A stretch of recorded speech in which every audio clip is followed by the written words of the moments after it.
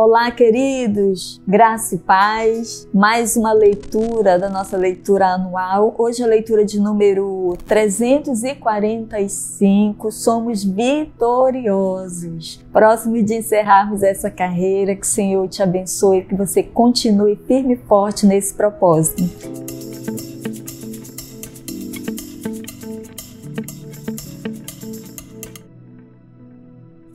Aqui no livro de Isaías, no capítulo 46, a palavra traz um título como A Queda dos Ídolos da Babilônia. O profeta, ele leva a gente a entender a soberania de Deus em contraste com a fragilidade das estátuas feitas por mão humana. O quanto é frágil, isso demonstra a sua impotência e a sua inerte diante do Deus Todo-Poderoso que criou os céus e a terra. Aqui no versículo 6, ele fala: gastam o ouro da bolsa e pesam a prata nas balanças, assalariam o ourives, e ele faz um Deus, e diante dele se prostram e se inclinam. Mas aqui no 7 ele fala uma coisa interessante: sobre os ombros, os tomam, o levam e o põe no seu lugar. Ali está, do seu lugar não se move. E se recorrerem a ele para que tenha alguma resposta, ele não vai dar nenhuma resposta. E se alguém no momento de tribulação também voltasse a ele, pedir ajuda a ele, ele também não vai poder socorrer. Bem em contraste com o nosso Deus, que a palavra dele lá em Jeremias 29:13 diz: buscai-me-eis e me achareis quando me buscardes de todo o vosso coração.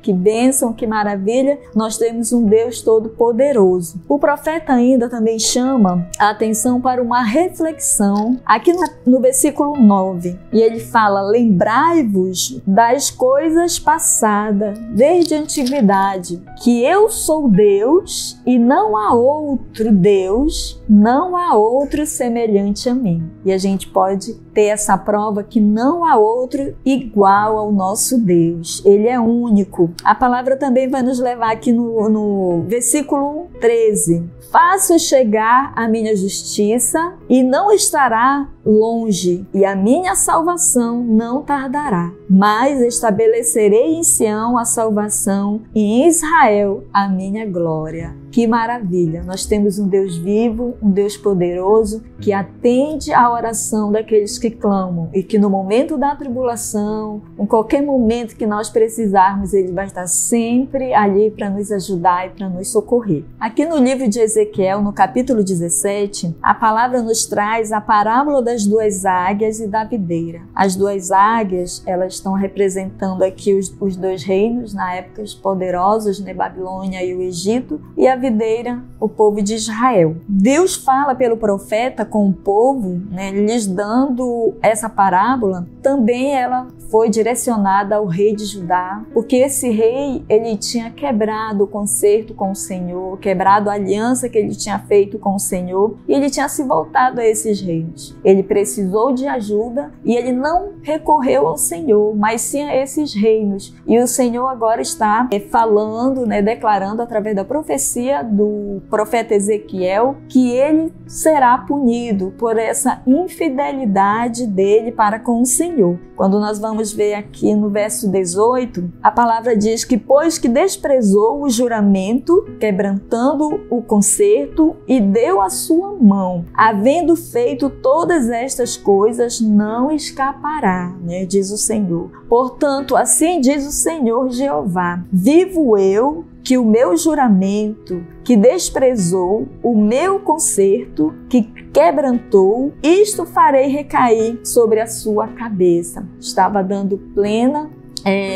consciência ao rei que ele seria punido pela quebra da sua aliança com o Senhor, pela quebra da sua fidelidade com o Senhor, quando ele decidiu recorrer a outros senão ao seu Deus. Ele não pediu ajuda do Senhor, e sim a outros. Aqui no versículo 22, ele fala: assim diz o Senhor Jeová, também eu tomarei o topo do cedro e o plantarei do principal dos seus renovos, cortarei o mais tenro e plantarei sobre um monte alto e sublime. No monte alto de Israel plantarei e produzirá ramos e dará fruto e se fará um cedro excelente e habitará debaixo dele todas as aves de toda sorte de asas e à sombra dos seus ramos habitarão. Assim saberão todos que as árvores do campo, que eu, o Senhor, abati a árvore alta, elevei a árvore baixa, sequei a árvore verde e fiz reverdecer a árvore seca. Eu, o Senhor, o disse e o farei.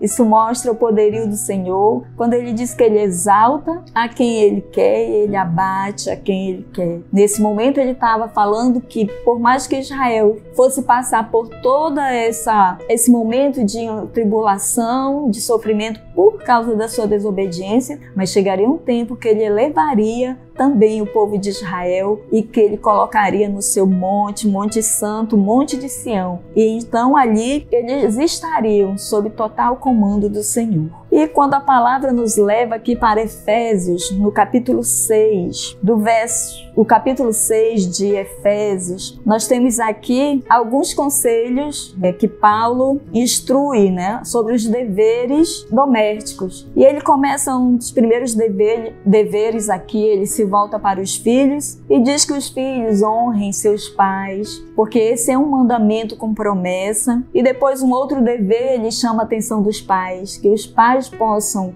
também tratar seus filhos dentro de um diálogo, para que não venham os aborrecê-lo. Assim também como aos servos, que sirvam seus senhores como ao Senhor. E os seus senhores que tratem os seus servos não como escravos, mas com o amor do Senhor. Porque ele diz que o maior Senhor de todos não são os senhores, mas sim o Senhor dos senhores. E tanto o servo como o próprio Senhor, eles só têm um, que é o nosso Senhor, Deus Todo-Poderoso.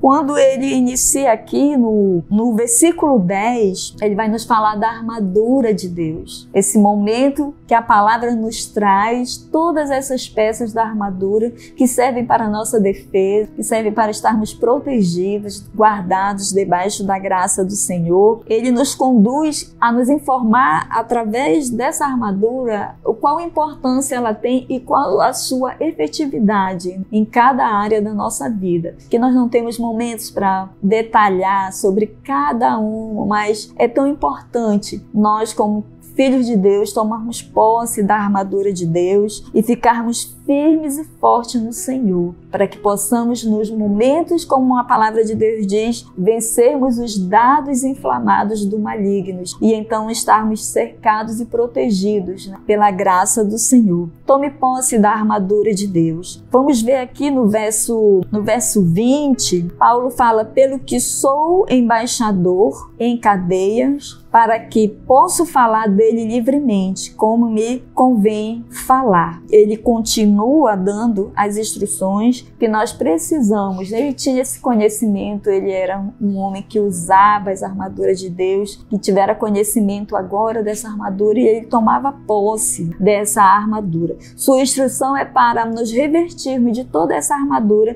e estarmos protegidos. Do versículo 21 ao 24, ele dá instruções ao seu discípulo aqui, a Tico, e ele vai dizer que ele chegará até o povo, até a igreja, para levar informações mais detalhadas sobre seu trabalho, sobre a obra que ele estava fazendo, levando a palavra do Senhor. E aqui nós finalizamos. Que o Senhor te abençoe, traga bênçãos ricamente sobre a tua vida. Fique na paz de Cristo.